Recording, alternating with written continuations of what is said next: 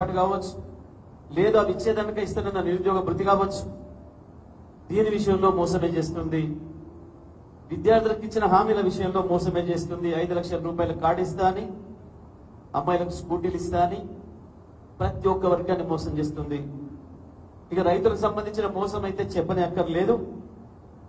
నీళ్ళు ఇవ్వలేదు, మొదలు నీళ్ళు ఇవ్వక ఎండబెట్టిండ్రు, కరెంట్ ఇవ్వక ఎండబెట్టిండ్రు, నానా తిప్పల పడి ఇలా పండించిన పంటను కొనకుండా నెలకు పైగా తరబడి కొనుగోలు కేంద్రాల్లో పండుకోవాల్సి వస్తుంది. తడుస్తున్నాయి, ఎండుతున్నాయి, కొన్ని దిక్కు లేకుండా అయింది.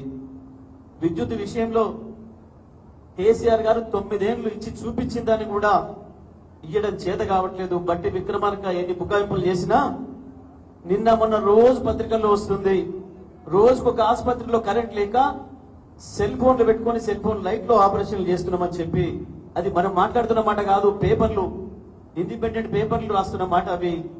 ఇవాళ ప్రతి ఒక్కటి కూడా ఇది చేతగాని ప్రభుత్వం, పని చేయలేని ప్రభుత్వం, మోసగారి ప్రభుత్వం అని అర్థమైంది. మరి ఇటువంటి సందర్భంలో ఇవి అన్నింటిని కూడా మాట్లాడగలిగిన వాళ్ళకి, ఈ విషయాలపైన ప్రభుత్వాన్ని ప్రశ్నించగలిగిన వాళ్ళకి, శాసన మండలిలో మీ బాధలన్నీ చెప్పగలిగిన వాళ్ళకి అవకాశం ఇవ్వడం అనేది ఇవాళ పట్టభద్రుల ముందున్న కర్తవ్యం. అందుకే తప్పకుండా బీఆర్ఎస్ పార్టీ ఒక మంచి అభ్యర్థిని పెట్టింది. కేసీఆర్ గారు ఉన్నత చదువులు చదువుకొని రైతు కుటుంబం నుంచి వచ్చినా, సొంతంగా కష్టపడి ఎదిగి బ్రహ్మాండంగా విదేశాలపై, అమెరికాలపై స్థిరపడే అవకాశం వచ్చినా దాన్ని వదులుకొని తెలంగాణ ఉద్యమ సందర్భంలోనే తెలంగాణకు సేవ చేయాలి నా పుట్టిన ఊరికి అని చెప్పి ఇక్కడికి తిరిగి వచ్చి ప్రజా ఉద్యమాల్లో ఉండి ప్రజల కొరకు పనిచేసే యువకుడు, అన్ని విషయాలపైన అవగాహన ఉన్నవాడు, మీ పట్టభద్రుల సమస్యల్ని తప్పకుండా శాసన మండలిలో మాట్లాడి ప్రభుత్వాన్ని నిలదీయగలిగినవాడు. అందుకే రాకేష్ రెడ్డిని కేసీఆర్ గారు, కేటీఆర్ గారు ఎంపిక చేయడం జరిగింది. మరి అటువంటి అభ్యర్థికి ప్రథమ ప్రాధాన్యత ఓటు. ఆయన 3వ నెంబరు బ్యాలెట్ లో, ఆ 3వ నెంబరు సీరియల్లో ఆయన పేరు, ఆయన ఫోటో పక్కన 1 అనే గీత గీసి ఆయనకు మొదటి ఓటు వేసి బ్రహ్మాండమైన మెజార్టీతో గెలిపించాల్సిందిగా మీకు అందరూ కూడా విజ్ఞప్తి చేస్తూ, ఇప్పుడు పెద్దలు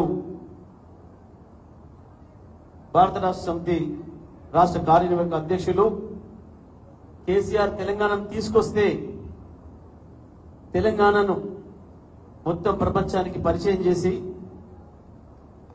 ఈ తెలంగాణ ఏంటిది, ఈ తెలంగాణ ఎట్లుంటది, రేపటి భవిష్యత్తు ఏందనే విషయంలో భయపడ్డ వాళ్ళందరికీ సమాధానం చెప్పే పద్ధతుల్లో తెలంగాణను ఒక అద్భుతమైన రాష్ట్రంగా తీర్చిదిద్ది ప్రపంచంలో తను చూసి వచ్చిన దేశాలు, అభివృద్ధి చెందిన దేశాలను ఏ దేశం కంటే మన రాష్ట్రం తక్కువ ఉండకూడదు అని చెప్పి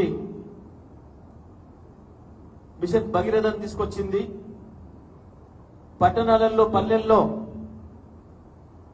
శ్మశానాలతో సహా ప్రతి విషయంలో అమెరికాకో, రష్యాకో, ఇంకో దేశానికో, బ్రిటన్కో తీసిపోని పద్ధతిలో మనం ఉండాలని, గ్రామీణ ప్రాంతాల్లో కూడా అండర్ గ్రౌండ్ డ్రైనేజీని ఏర్పాటు చేసి అమెరికా కంటే తక్కువ లేదు ఇక్కడ తెలంగాణ అని చెప్పి అనిపించే పద్ధతుల్లో తెలంగాణ అభివృద్ధి పదంలో ముందుకు తీసుకుపోవడానికి తనదైన పద్ధతుల్లో పనిచేసిన నాయకుడు. కేసీఆర్ ఇచ్చిన ప్రతి పనిని సార్ ఆశించిన దానికంటే అద్భుతమైన ఫలితాలు తీసుకొచ్చి అడ్మినిస్ట్రేషన్ లో, పరిపాలనలో తనకు తిరుగు లేదని, తెలంగాణ మంత్రి కాదు ఆయన భారతదేశ మంత్రి అని చెప్పి ప్రపంచం అంతా అనుకునే పద్ధతుల్లో పనిచేసిన పెద్దలు కేటీఆర్ గారిని మాట్లాడారు.